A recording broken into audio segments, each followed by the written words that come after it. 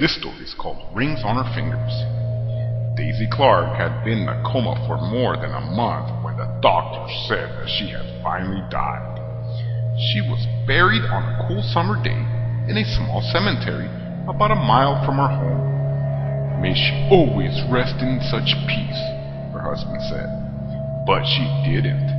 Late that night, a grave robber with a shovel and a lantern began to dig her up.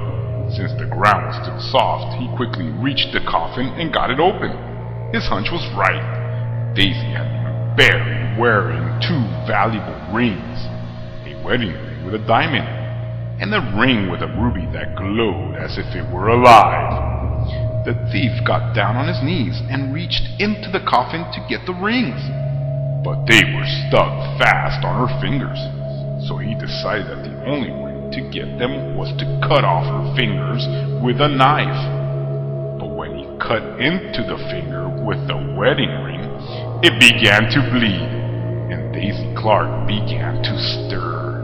Suddenly, she sat up. Terrified, the thief scrambled to his feet. He accidentally kicked over the lantern, and the light went out. He could hear Daisy climb out of her grave. As she moved past him in the dark, he stood there frozen with fear, clutching the knife in his hand. When Daisy saw him, she pulled her shroud around her and asked, "Who are you?" When the grave robber heard this corpse speak, he ran. Daisy shrugged her shoulders and walked on, and never once looked back. But in his fear and confusion, the thief fled in the wrong direction. He pitched headlong into her grave, fell on his knife, and stabbed himself. While Daisy walked home, the thief bled to death.